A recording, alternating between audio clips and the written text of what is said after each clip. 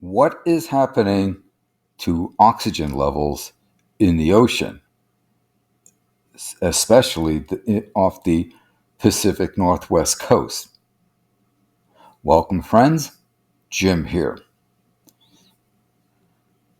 Article that appeared in phys.org. Hypoxia is widespread and increasing in the ocean off the Pacific Northwest coast, study shows.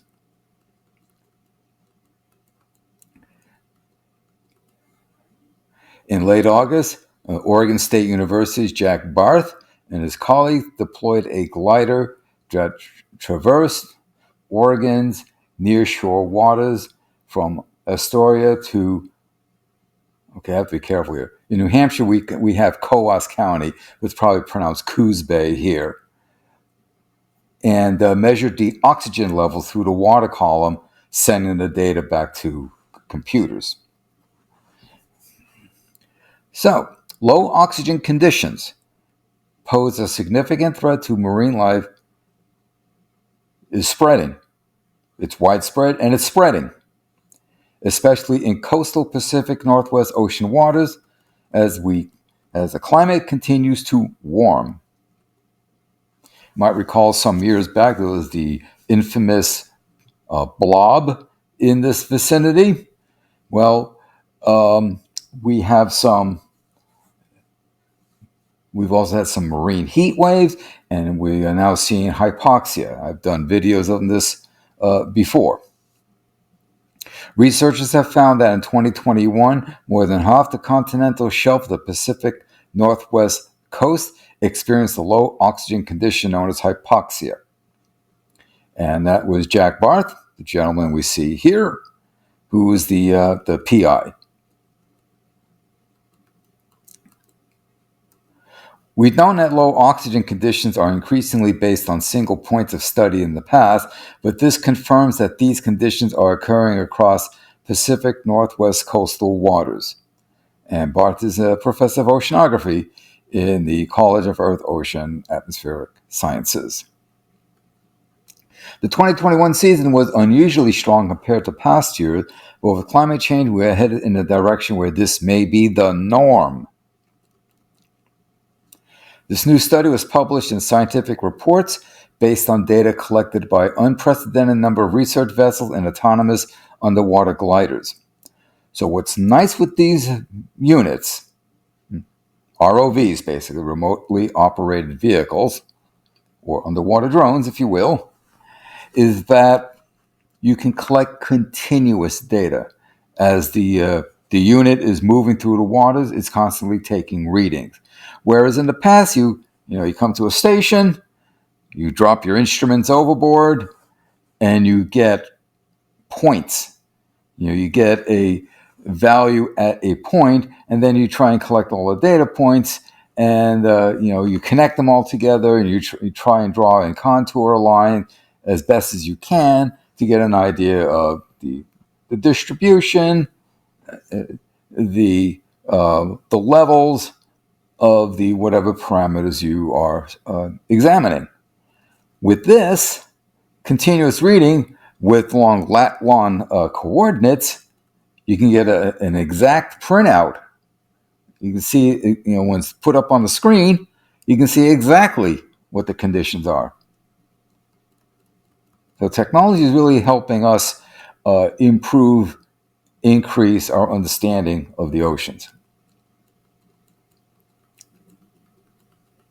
The vast amount of data gave researchers a more complete and nuanced understanding of hypoxia's severity and spatial distribution, kind of what I was just getting at, in the coastal waters of the Northern California current. And this is information that's been a long time coming. Nice close-up view of what the unit looks like. On average, nearly half of the continental shelf, an area of the same size as Oregon's Willamette Valley, slightly smaller than the state of Connecticut, experienced hypoxia during the summer upwelling period in 2021. This is concerning. experiencing hypoxia during an upwelling? Wind-driven upwelling, why is this alarming? Because wind-driven upwelling brings deeper, colder, nutrient-rich water. And if water is colder, more gas can be soluble, so you would expect it to have a higher oxygen level. And when you inject this along with onshore Ekman pumping, when you inject this onto the shelf, you get a productive ocean food web. However, that same upwelling pushes deep, low oxygen water near the ocean's bottom toward the coast. Dissolved oxygen levels are driven even lower near the seafloor by decay of naturally occurring phytoplankton, raining down from above, what we call marine snow. When oxygen levels drop significantly, many marine organisms, including economically and culturally important Dungeness crabs, cannot relocate quickly enough and die of oxygen starvation. We are having a major problem with Dungeness crabs dying off the coast of Alaska. I did a couple of videos on that. Now, a couple little clarification items here. Wind-driven, basically you have winds blowing along the coast, puts a wind stress on the water. It pushes the water away, so it allows for upwelling to bring the colder, nutrient-rich water. And it brings it to the surface. Phytoplanktons enjoy that, and they do their thing. We have a food web. Well, this upwelling can pushes deep, low oxygen water near the ocean's bottom towards the coast. So what is happening, and in these, you always have to look at the specific region, what the bathymetry is, what are the exact physical processes, because remember, physics in the oceans, physics drives the biology.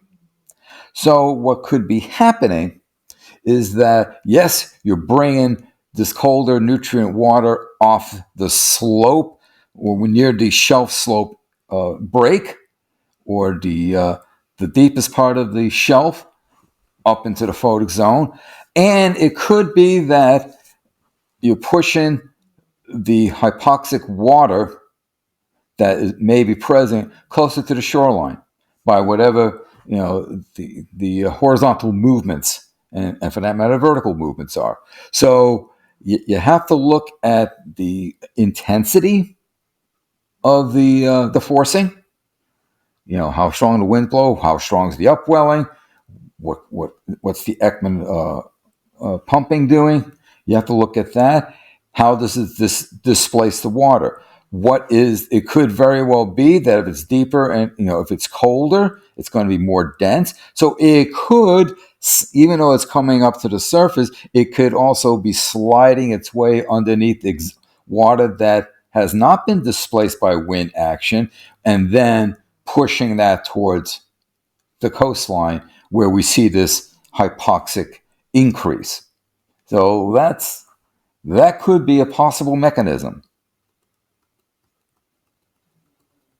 Some areas of the coastal ocean saw higher rates of hypoxia than others. This is what the data indicated.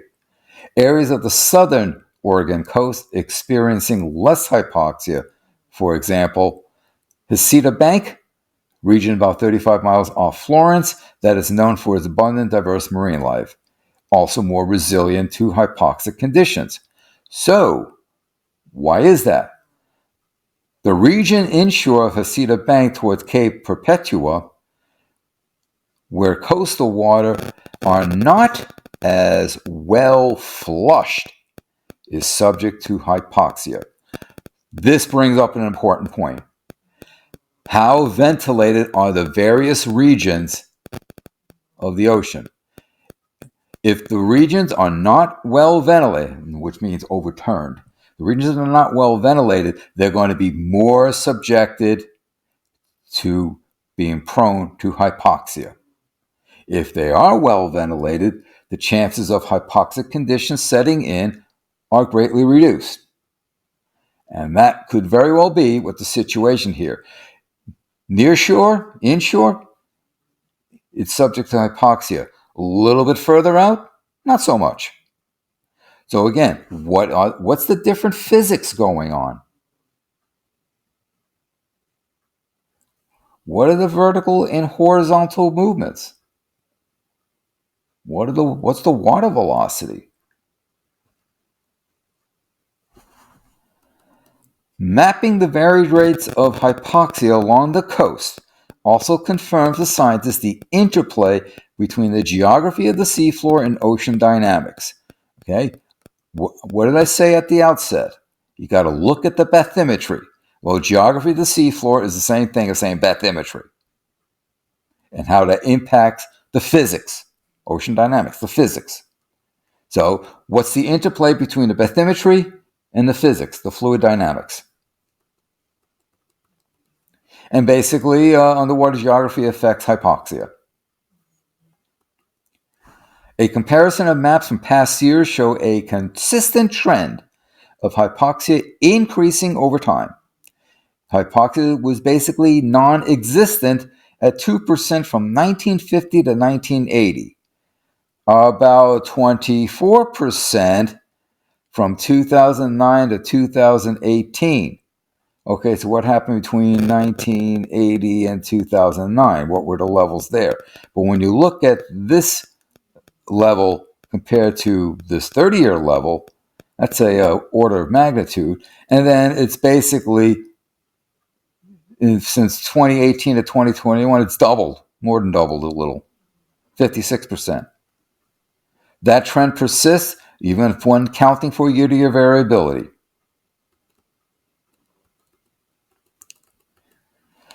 So these findings should provide policymakers and fisheries managers additional decision-making tools as ocean conditions continue to change.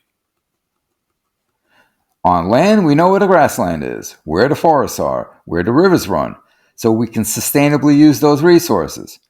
If we don't have that kind of understanding of the ocean, how do we make plans for sustainable use of the ocean? When we think about all the different uses of the ocean, from fisheries to marine reserves, impacts such as heat waves, renewable energy development, we can manage all those things better if we understand the environmental situation. Study also highlights the need for regular monitoring and mapping of hypoxia along the Pacific Northwest coast as conditions continue to change. Okay.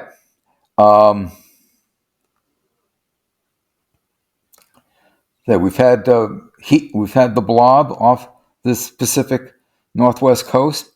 We're having marine heat waves. We're now having hypoxic areas increasing in abundance, increasing in size, increasing in duration. This is a major issue because with hypoxia conditions, biological oxygen demand goes up. This can lead to high mortalities of invertebrates, fish, right? And if they start dying off, the marine mammals, even though they breathe air, the marine mammals that depend on such organisms will also suffer increased mortality. So this is a concern. This is an important issue, and we need to track this, monitor this, understand why it's happening, what can be done to mitigate. There you have it. Until next time.